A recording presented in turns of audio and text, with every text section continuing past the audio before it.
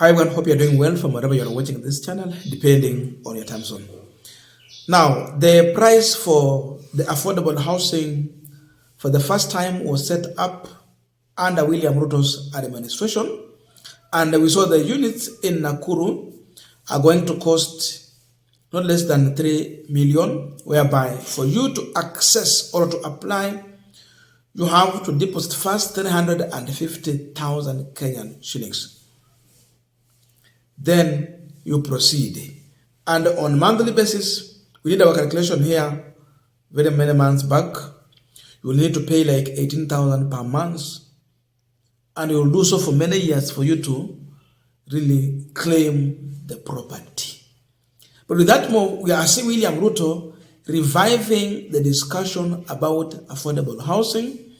And today he is not convincing Kenyans that when affordable housing will go on, you will get jobs. This time round, he is convincing boda rider and mama mboga that affordable housing is available and you can acquire it with 3,000 Kenyan shillings.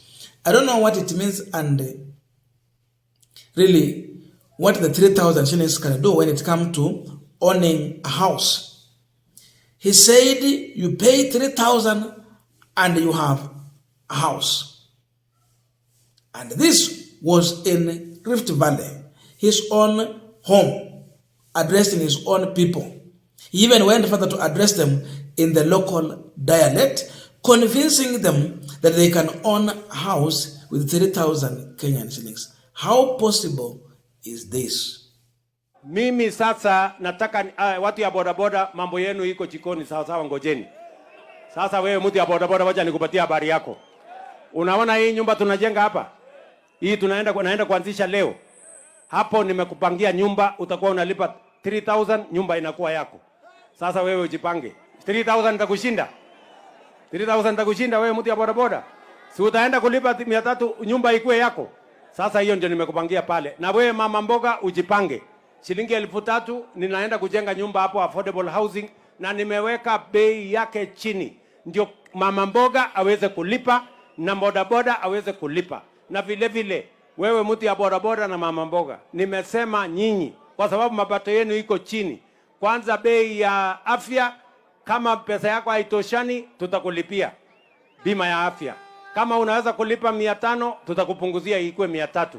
Nyinyi mko tayari? So sikizeni. Amaja wakaspeak up kutit. Okaso. Amaje kegonyitke. Mauna hata? Maneno ya uchaguzi tulimalizana nayo. Hapa hatutaki kujua nani ako maarufu kuliko nani.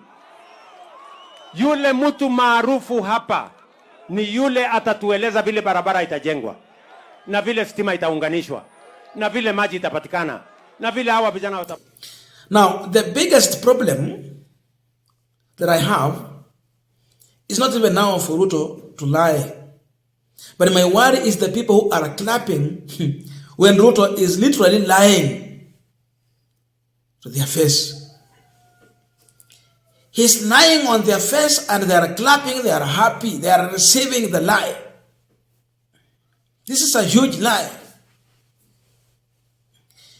And to the surprise, he even goes further to say that si utalipa tu 300 nyumba inakuwa yako. You just pay 300, then the house becomes yours. I don't know which 300 does he mean. 300 Kenyan shillings, 300,000, or 300 million. What does he say? But he said, unalipa tu 300 na nyumba inakuwa yako. Listen to this again. Si utaenda kulipa 300 nyumba ikuwe yako. Sasa hiyo ndio nimekupangia pale. Now we are continuing this particular discussion, but just a quick request for those who are watching and you have not yet subscribed, please consider subscribing. To our returning subscribers, thank you so much. And again to all our viewers, please give this video a thumbs up. Thank you so much, and back to this discussion. Now, we know very well that the issue to do with affordable housing was taken back to the National Assembly, then proceeded to the Senate for some amendments so that they can be aligned with the latest ruling in the court, where the court was very clear that you cannot tax specific people on affordable housing, leaving the other group.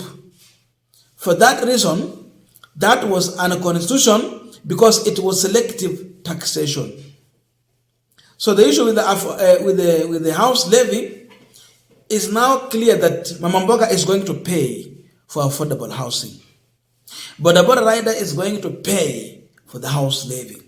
That means everyone, you calculate your business, the gross earning, you pay for affordable housing. So everyone is going to be taxed. That is the reason why Ruto is bringing this narrative again with full of lies. And we are here also to damage the lie in Ruto's statement. That's why we just selected that segment where he's talking about you pay 3,000 Kenyan shillings and you get a home. You pay 300 and you have a house. Nyumba ya 300. Nyumba ya 300 inapatikana wapi hii Kenya? Definitely, you will be taxed. And before he was saying that those who have money and pay slip are the one blocking you from getting jobs in terms of kazi ya mujengo. So they have to pay so that youth will get jobs. Now it is not the same narrative. It is everyone to pay. So before you go to mujengo, those who are going there, you pay levy. So with this move, everyone is going to be taxed.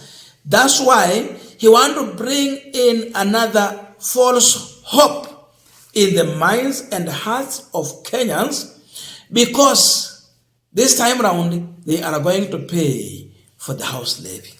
So you start a conversation that's going to convince and, in fact, not convince, a conversation that's going to confuse them to believe that they can own a home, a house, if they pay this amount, that it is not in vain. They can later acquire the affordable house. His unit has looked that cheap the way he's putting it. But it's coming with a sweet language to misguide you, to mislead you, to confuse you. Yani kukuliwaza tu. You feel comfortable that I'm paying for this, but at least there's a way I can redeem this. My friend, there's no such a way. The issue here is that you are supposed to prepare to pay the taxes for this house levy. Ujipanga kulipa ushuru. And he mentioned 300. If you ask Ruto tomorrow about 300 he was talking about, he will tell you I was saying 300,000 fees that was set for you to apply for affordable housing. Sababu tunajua kuna the 350, kuna the 400,000. But he mentioned 300 only. Ukimuuliza Kenya atakwambia nilikuwa nasema ile deposit tunaweka yenye wameset 300,000. But the problem is that the people are clapping for Ruto. The problem is that they are not questioning him in this video. They're just there. But he's lying. Where on this earth, hapa Kenya, can you buy a house with 3,000 Kenyan shillings? Ni wapi? Unless if you are paying for rent. Kama ni rent bus, iko sawa. Kama ni rent, hapo iko sawa. Lakini ni nyumba gani unanunua na pesa ya 3,000? So Mama Mboga will be confused that nalipa nyumba ya 3,000. So naenda nunua nyumba na 3,000. So that I move from rental to owning a home. You will not own this house unit with 3,000. In fact, the lowest amount they set for acquiring this house is when you are paying 18,000 every month.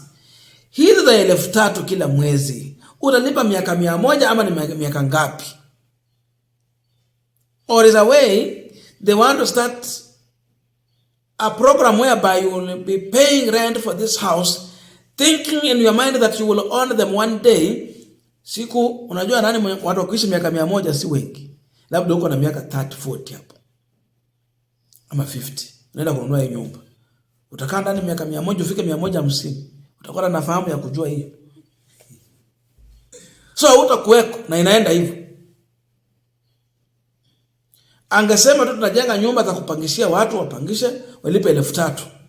Lakini wasikuje kutuuliza ushuru kama unataka tukodishie nyumba ya 3,000 kila mwezi. Wewe jenga tu nyumba kama other people, then tukuje tuchukue hizo nyumba tulipe rent kama kawaida. Simple. Lakini haya mambo mengine waache kutuambia. It's a big problem. And the lie is just continuing. So, the issue is not about what Ruto is mentioning. He is a liar. Take his statement as a lie. He's coming to confuse you because he knows the big problem ahead of him to explain to Kenyans about the issue to do with the paying the levy. So he's coming with another narrative to confuse you. Get to understand this. Hakuna kitu ya bure kwa serikali ya Mheshimiwa Ruto. Kila kitu ni ya kulipia. So kazi nzima hapa ni kujipanga kulipa. Na mnalipa ushuru. Hizi nyumba zitabaki za matajiri na watakuwa wanakodishia watu kama sisi. Owning these houses, you will need 3 million plus. Unless if they can come with a program which cannot be cheaper than 1 million. Na kuna swali wa Kenya wajiulize, why is it that the only project that Ruto has put all his mind, all his energy, all his brain is this affordable housing, but nothing else? Kwa nini akuja kutuambia vile atapanua mabarabara zetu, vile atakuja apanue mambo ya mahospitali, mambo ya education? He is focusing on one thing. Affordable housing, which is a private industry. Ini biashara inataka ifanyike in a private way. His most focus is there. Hatuambii vile anakuja kufanya maendeleo yenye tunajua hii ni public entity. Kutujengea hospitali, kutujengea mashule, kutujengea mabarabara zetu, kutujengea masoko, kuweka madawa hospitali. Because 80%, 70% of the resources to do with health, they have been held up there by the executive. Huko chini governor wanapewa pesa kidogo, they can't even pay doctors. He must come and tell us things like those ones.